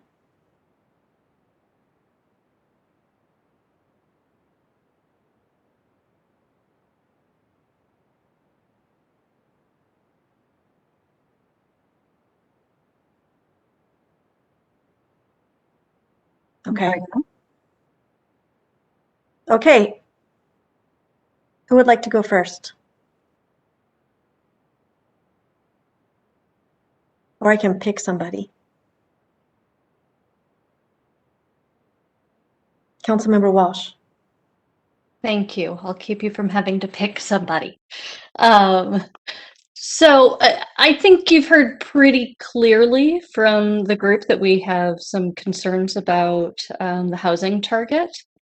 And of course, the moment I start talking, my cat wants to say hello, but you know, time happens. I'm very concerned about the idea. I think we need to, as much as this actually represents a lower number than was initially proposed, and I very much appreciate Mayor Pauly writing a letter talking about, you know, the reasons we were able to achieve so much growth in the previous period and why that may not even be possible based on development and developer demand for this period, because infill versus greenfield. I still feel like the 5,400 may be high because it doesn't necessarily take into account the fact that we have achieved our target for this previous period and many of the other areas haven't. So I'd like to see that not only have credit for what we've achieved previously, but also the fact that we are no longer going to be able to bust this out through greenfield development. I really want to make sure that we have acknowledgement about the fact that we're going to need more schools and that land needs to be accounted for. So I think my preference at this point would be to put in a plug number that decreases the targets down to 3,500 or 4,000, and then have a further conversation on the jobs. I just don't feel like I have enough information to provide a lot of feedback there. I think the internal conversation in the city is still happening, and so I'm interested to hear more from the city about those perspectives. I also wonder whether we've reached out to some of our larger job providers or some of the developers, such as the Rowleys, that we know are going to be creating development over this period of time, and see if we have any sense of growth projections, because I think that, from my perspective, probably makes more of a difference, considering we already have everything in our codes to allow the growth. And so I just don't know if that's a reasonable number. So thank you. Thank you. Council President Hunt? Thank you. This is Council President Hunt. I do have one question before I make my comments. So several years ago, we applied for and were designated a regional growth center. And with that, there were targets for jobs and housing units within that area. And I am wondering if these estimates here do they encompass those targets? Our current housing target numbers and job target numbers, do those cover the Regional Growth Center estimates when we applied? So this is Kristen Leeson, Senior Planner, and yes, so there we had one bucket of targets for the entire city, which was 5750. And we said that, and I can't remember the number off the top of my head, but say 2,500 of those 5750 were going to go into the Regional Growth Center. And that is how this would work as well. We may say our target is for the citywide is 5,400 units. And I would have to check with the county or PSRC on how to correct this, but we would change our growth target numbers for the Regional Growth Center to say of those 5,400, say, 3,200 will go within our Regional Growth Center. Okay, so we would just update from what we said when we applied, potentially. Correct. Okay. Well, so my first comment is that I would like to get a better handle on where we are with the Regional Growth Center. As was mentioned, we have a number of planned infrastructure projects for this area and planned transportation options, for example. And then I think the reality has been that we have seen the growth, at least in these last years, has not been in that area, and also that area will be slower to change because it is redevelopment, as was mentioned. So that would change slower than greenfield development. And so with that in mind, I think I would really like to know if there are options for us as we look at Title 18, and also as we have these conversations about planning for growth. I would like to know if there are options for us to try to better align the reality with that planning, because I do think as we're looking at our mobility master plan and all of these other things that we're trying to accomplish, the fact is that for the Regional Growth Center, I don't think we've seen the growth there. So we have a lot of growth, but not growth in the particular area where we had been planning for it. So I'd like to know options about how we might address that with Title 18 and with other policy actions that we might take. Thank you. Councilmember Martz? Thank you, Councilmember Goodman. I don't know if these are the right numbers or not the right numbers, if they should be higher, if they should be lower. A decade ago, 12 years ago, we had a central Issaquah plan we put together. There was an entire commission. It was years in the making. We adopted a vision for the valley floor, and then we transformed the valley floor. We've talked a lot about the villages, but a lot of that had already happened. I joined council. I started in January of 2010. The villages were by and large done. There was still some growth occurring, but they were what they are. The retail filled in subsequent years. But what's really changed is the valley floor.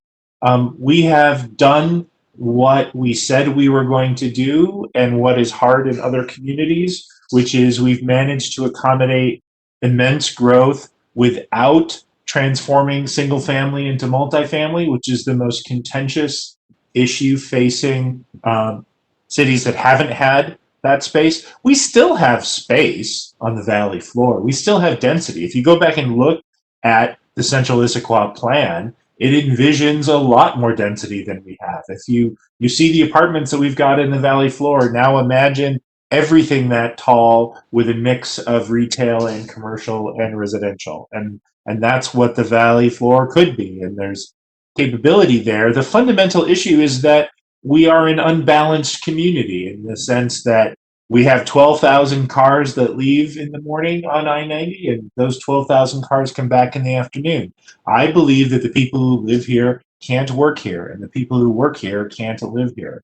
And so you add to that, so housing and jobs have to grow in ways that we reduce commutes and we reduce pollution associated with commutes. That's the only way that we can be environmentally responsible stewards and manage the growth that will continue to come to this area. Now you add in the effects of COVID and the effects of Costco having headquarters here, and places like REI adding regional headquarters, and the spillover of Bellevue growth that will be affecting all the communities that are adjacent to Bellevue. Look, in the end, it is about fairness. It is about if somebody stops me in the street and says, why are we accepting growth? I have to be able to look them in the eye and say that we are taking our fair share. I am proud of what we have done over the last decade in the growth that we have accommodated. We have done beyond our peers proportionally in accepting the growth that has occurred. We need to have a fair and equitable set of growth targets for the coming 20 years. And those targets, you know, maybe we don't have another central Issaquah plan commission, but we need more than an evening to figure out what fairness means in our community. And I couldn't give a number tonight and then go out in the community and say, I know that those targets are fair. So in the coming days, we need to figure out what fair is, and the 7 of us have to agree what we think fair is.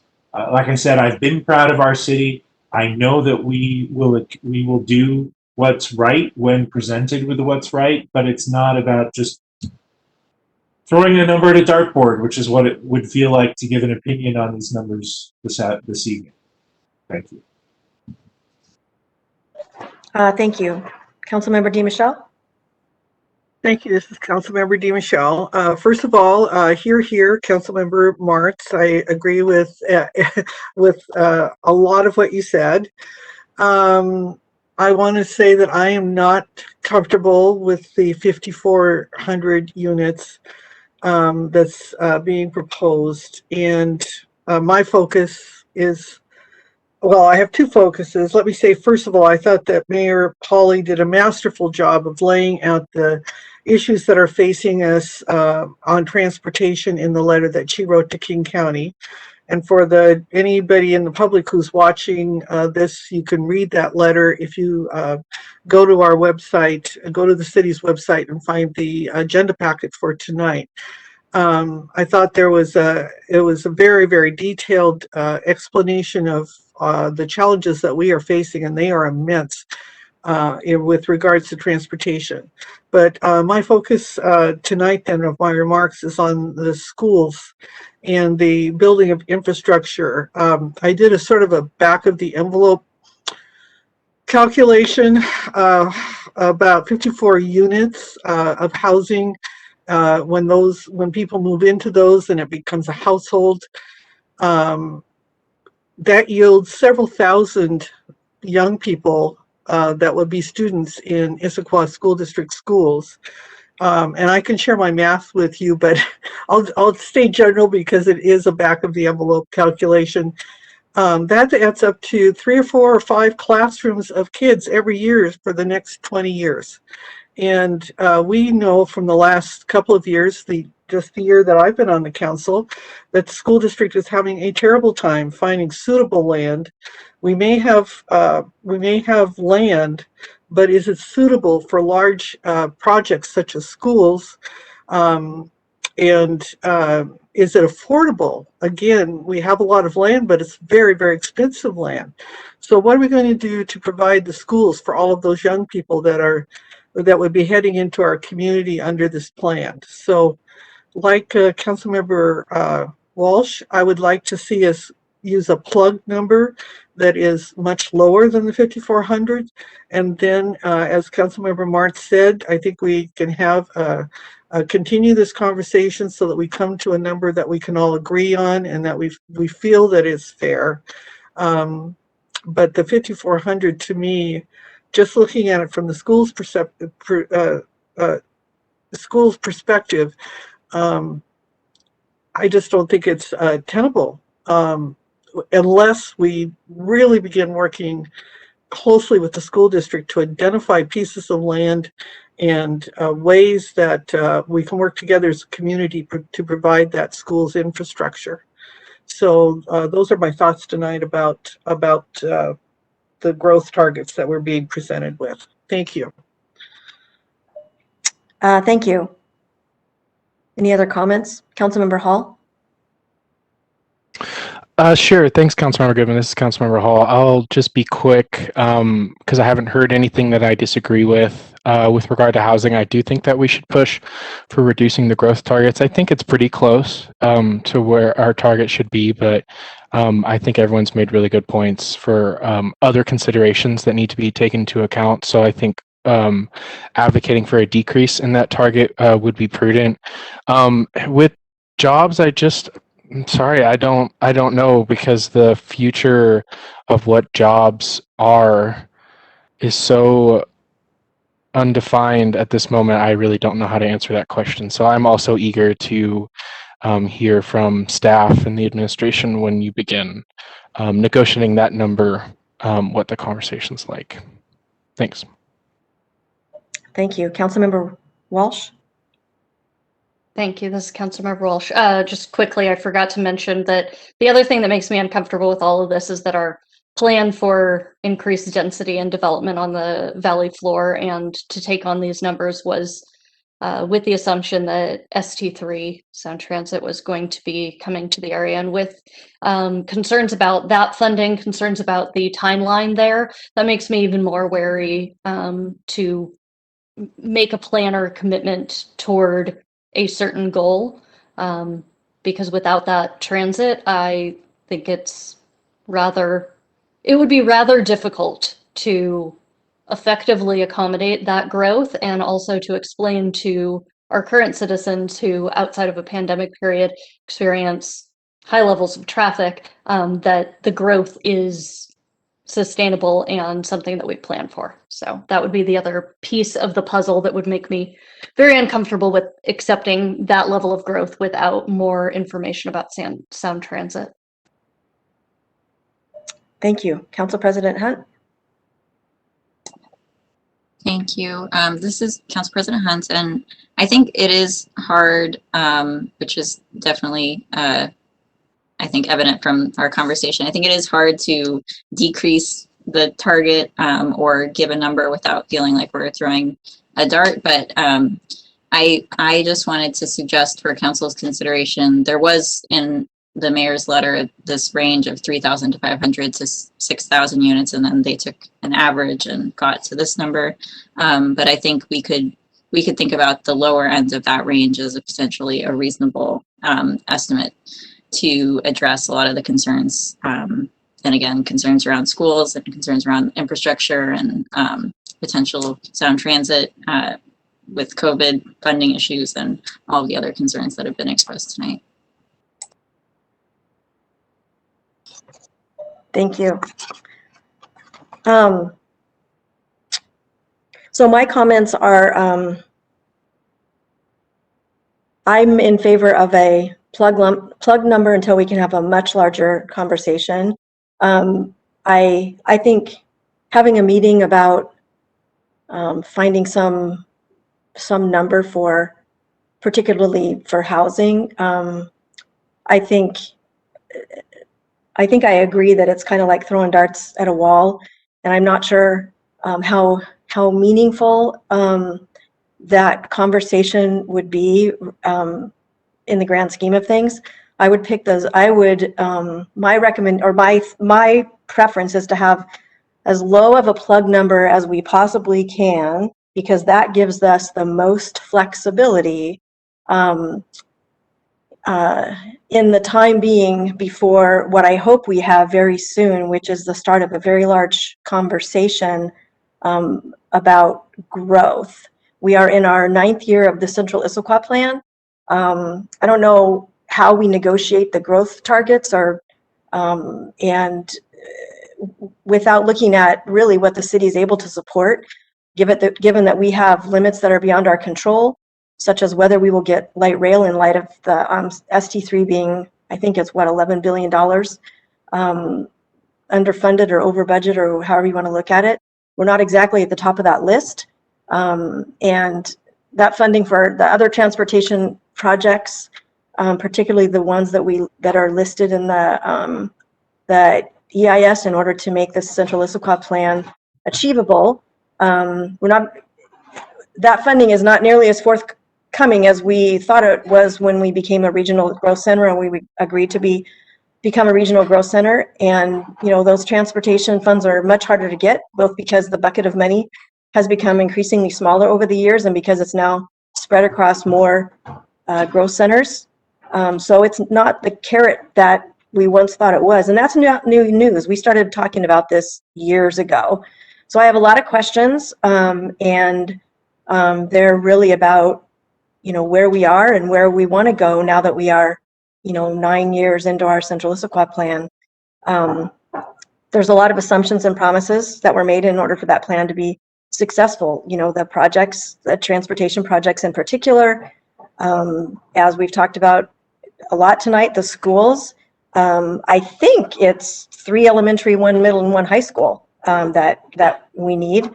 I don't know how that's possible in the valley or in Issaquah. The latest schools are on the edge of Issaquah, so I don't know where we're going to put in those schools unless they're actually urban schools. There's just a lot of questions. There's a planned action ordinance. There's lots of monitoring reports that were supposed to be done. I don't know that we've seen those. I don't know if they've been done like they're supposed to be done in the planned action ordinance. Concurrency, we need to have a conversation about that. It's not just about citywide, it's also about the Central Issaquah area. We've got some limits on that growth according to the EIS. What are they? What's the status of them?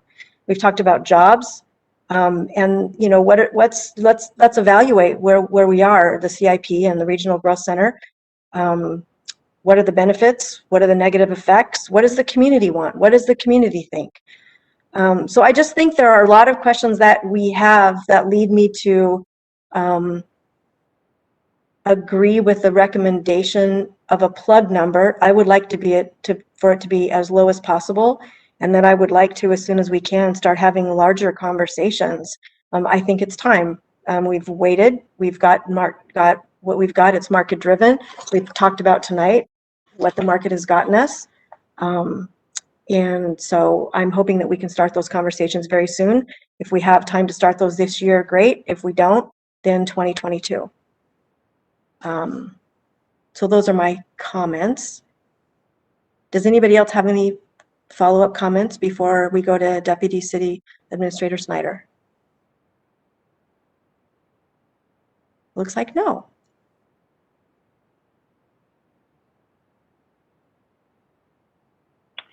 Thank you, Councilmember Goodman, and thank you, council members, for this discussion this evening. Again, I'm Andrea Snyder.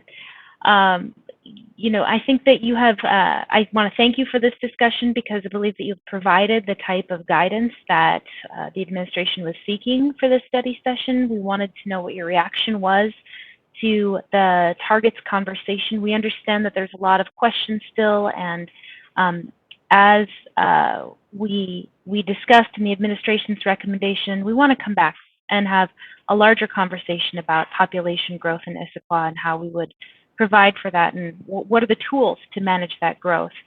In the interim, as Kristen has stated, we're looking to come up with a number to negotiate with King County really by the end of the month. And so I have heard the council members' feedback. If I were to generalize, that would be to decrease the target. So from that 5,400 to something lower. At this point, I would propose going on the lower end of the range as discussed in Mayor Pauly's letter, which is 3,500. I think we have a methodology for that. We've discussed that with King County in the past as well. And so we're going to have to work with King County and work regionally, but that's what I would propose moving forward, that we work with that 3,500 number as a plug number and continue to make progress from there in our discussions with King County, and then to come back to council, to the community with a larger conversation about population growth and how to manage that growth in Issaquah. Thank you. I just buried my agenda. Is there anything else on our agenda? Is there a good of the order? Okay, does anybody have anything for good of the order? I see none. I just have a couple of comments. I want to thank everyone, King County representatives and Kristen Leeson, I don't know if Councilmember Martz wants to give a head nod as well, but in terms of growth targets, and whenever we talk about this, this is probably the best. This is probably a combination of the best presentations focusing on growth targets that I've ever seen, and I've been on the council since 2011. And the process, I don't think we've ever been presented with information about the process. And so I realize that, you know, we don't have enough time to get super in depth, but it was very helpful and very informative. I really appreciate that a lot. So thank you very much. I also want to thank the council members and public comment. I thought it was very thoughtful. And I just personally thought it was very thoughtful, and I appreciated that. Thank you very much. Anything else? All right, we are adjourned. Good night, everybody. Thank you.